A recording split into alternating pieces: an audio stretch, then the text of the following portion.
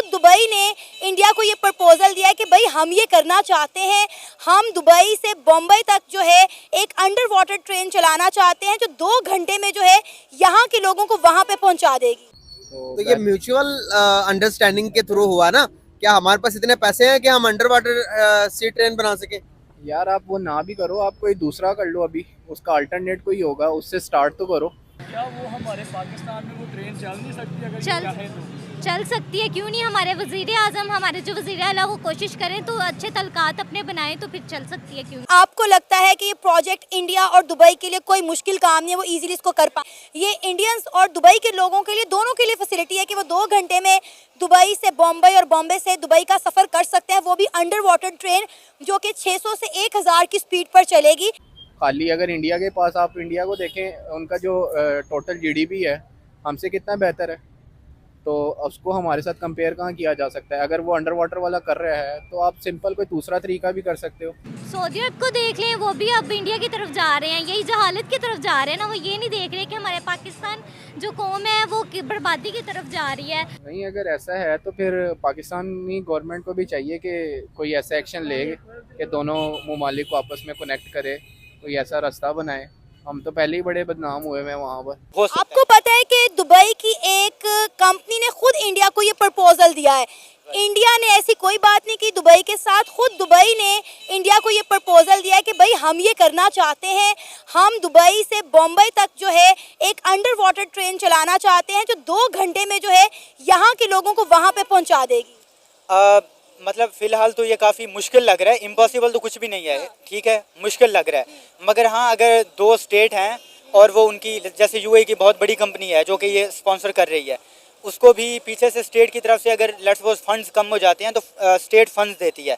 जैसे 2 कंट्रीज़ के आपस में ताल्लुकात बनते हैं, people to people cultural exchange होता है, और उनके जो बड़े बड़े इन्वेस्टर्स होते हैं वो उन मीटिंग्स में शरीक होते हैं, आपने देखा होगा। क्या हमारे पास इतने पैसे हैं कि हम अंडर वाटर सी ट्रेन बना सके? यार आप वो ना भी करो, आप कोई दूसरा कर लो, अभी उसका अल्टरनेट कोई होगा, उससे स्टार्ट तो करो। खाली अगर इंडिया के पास, आप इंडिया को देखें, उनका जो टोटल जीडीपी है हमसे कितना बेहतर है, तो उसको हमारे साथ कंपेयर कहाँ किया जा सकता है? अगर वो अंडर वाटर वाला कर रहा है तो आप सिंपल कोई दूसरा तरीका भी कर सकते हो, उसको इनिशिएट करो। उसके बाद अगर आप इतना अर्न कर लेते हो, प्रॉफिट होता है, तो आप उसको फिर वो वाले पे ले आओ, ठीक है ना। हम कहते हैं मुसलमान भाई भाई, तो यहाँ पर तो हम तो कहते हैं कि इंडिया के साथ तो उनकी बनेगी नहीं, वो हम तो मुसलमान है, यूएई की तो हमारे साथ बनती है। लेकिन हम देखते हैं कि यूएई के जितने भी रिलेशन बहुत अच्छे हैं वो इंडिया के साथ है, नरेंद्र मोदी के साथ। ऐसा क्यों? अब वीज़ा इन्होंने ख़त्म कर दिया पाकिस्तान वालों के लिए, और इनके अच्छे तल्लुकात नहीं है हमारे साथ। इनको चाहिए ना, क्योंकि हम भी पाकिस्तानी है, वो हमारी एक कंट्री होगी तो। लेकिन वो सऊदी अरब को देख लें, वो भी अब इंडिया की तरफ जा रहे हैं, यही जहालत की तरफ जा रहे हैं ना। वो ये नहीं देख रहे कि हमारे पाकिस्तान जो कौम है वो बर्बादी की तरफ जा रही है, और ये भी नहीं देखते कि कुछ हालात किसी के किस तरह के हैं, वो ये भी नहीं देख रहे, और वो सिर्फ इंडिया की तरफ जाते जा रहे हैं। कल को वो अपनी आखिरत ही ख़राब कर रहे हैं। क्या वो हमारे पाकिस्तान में वो ट्रेन चल नहीं सकती? अगर चाहे तो चल सकती है, क्यों नहीं। हमारे वज़ीर आज़म, हमारे जो वज़ीर आला वो कोशिश करें तो अच्छे तलकात अपने बनाएं तो फिर चल सकती है, क्यों नहीं। अगर सऊदीया और पाकिस्तान अगर मिल के अगर कोई भी कॉम्प्रोमाइज़ करते हैं आपस में, आया है कि तरक्की में नहीं जाएगा पाकिस्तान? जाएगा, क्यों नहीं जाएगा। क्या रीज़न है? जैसा कि आप जानती हैं, डे ब डे सऊदी और दुबई जो है पाकिस्तान का वीज़ा जो है वो बैन कर देते हैं जी। वही तो इनको यही समझ नहीं आ रही है, जो इंडिया है वो इनको खाए जा रहे हैं और इधर पाकिस्तान से भी लूट के जा रहा है सब कुछ। नहीं तो क्या लगता है आपको, आज तक हमने कोई न्यूज़ ऐसी नहीं पढ़ी जिसमें जो है सऊदी और दुबई ने इंडियन का वीज़ा बैन किया हो? हाँ, ये तो कहीं पे भी नहीं हमने सुना। सर, टेक्नोलॉजी के हवाले से इंडिया ऑलरेडी जो है वो बहुत आगे है, बहुत एडवांस है, और बजट का भी मेरा नहीं ख्याल इंडिया को कोई मसला होगा। नहीं, ये प्रोजेक्ट बहुत बड़ा है कि मुंबई से यूएई जो है ना 2000 किलोमीटर, और वो भी समंदर के अंदर, ठीक है, कि मतलब ये नहीं है कि पिलर्स हैं और उसके ऊपर कोई मेट्रो जा रही है जैसे पाकिस्तान में हो, समंदर के अंदर कोई सीन होगा, ठीक है। तो obviously this will involve new and revolutionise technology, कोई मॉडर्न टेक्नोलॉजी चाहिए होगी, उसके लिए एक्सपर्ट्स लोग चाहिए होंगे, नॉर्मल स्किलफुल लोग नहीं चाहिए होंगे, बहुत बड़े एक्सपर्ट लोग चाहिए और होंगे। अगर ये प्रोजेक्ट मैं कहती हूँ पाया तकमील तक पहुंच जाता है तो पूरी दुनिया में तहलका मच जाएगा।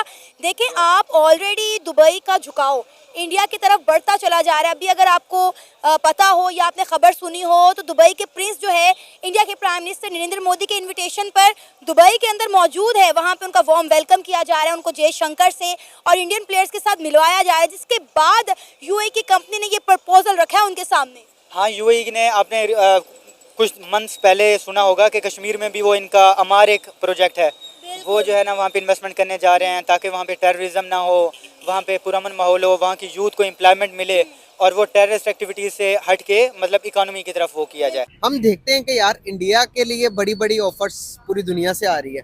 अंडर वाटर सी ट्रेन बनेगा तो पूरे के पूरी दुनिया चाह रही है कि इंडिया के साथ किसी तरह जुड़ जाए। ऐसा क्यों होता है? इतनी बड़ी मार्केट है, तकरीबन 1.5 अरब उनकी आबादी है, जिसको देखें कभी बिल गेट्स आ रहा है, कभी मार्क ज़करबर्ग आ रहा है। अब वो अंबानी की शादी थी, एलन मस्क तक आया वहाँ, खुद देख रहे हैं। इतनी बड़ी वो मार्केट है, वो हर कोई चाहता है, सारी दुनिया के जितने भी हैं वो चाहते हैं हमारा यहाँ इन्वेस्ट हो जाए।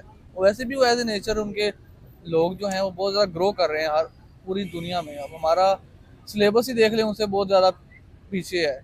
उनकी जो है हमारी एफएससी है, उनकी मैट्रिक में उससे भी नीचे पढ़ाई जाती है। ये तो हमारा हाल चल रहा है। उनके नासा देख लें, गूगल देख लें, सीईओ देखें, आपको इंडियंस मिलेंगे, हाई पोस्ट पे इंडियंस मिलेंगे, पाकिस्तानियों का कहीं नाम निशान भी नहीं होता।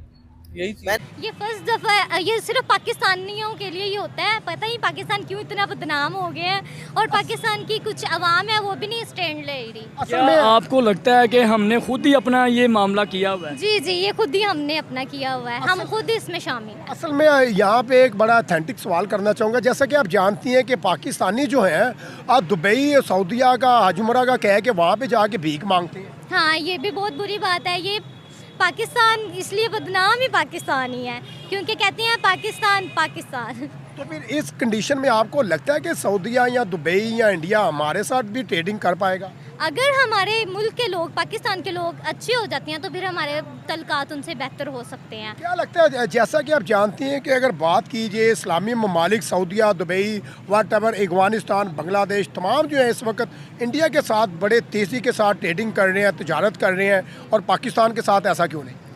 हमारे दरअसल वज़ीर आज़म ही हमारे नहीं ठीक, यहाँ पे बात ये आ जाती है, और हमारी पाकिस्तान की कौम ही नहीं ठीक। ये अगर बेहतर हो जाए ना, हमारे वज़ीर आज़म खुद ही ठीक हो जाएंगे, हमारे तल्कात भी बेहतर। यानी आप कहना चाह रही हैं कि हमारी जो गवर्नमेंट है ना वो नालायक है? जी यही समझे।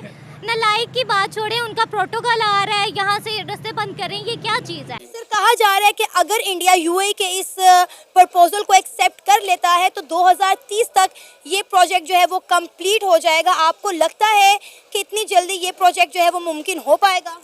देखिए, मुझे तो लगता है कि 2030 आप कह रहे 2029 पे भी कंप्लीट हो जाएगा। इसकी रीज़न ये है कि जितनी टेक्नोलॉजी फास्ट चल रही है और जितनी दुनिया तेज़ी से आगे बढ़ रही है, पाकिस्तान को भी इस लिहाज से सोचना चाहिए और पाकिस्तान में भी इसी तरह का इनिशिएटिव लेना चाहिए। जो हमारा सी पैक का मुआहदा है वो भी कंप्लीट होना चाहिए, और इसके साथ साथ जो है हमारा समंदर जो बंदरगाह है कराची की, उसके साथ साथ कोई इनिशिएटिव लेना चाहिए ताकि हमारे जो टूरिज़म है वो बढ़ना चाहिए।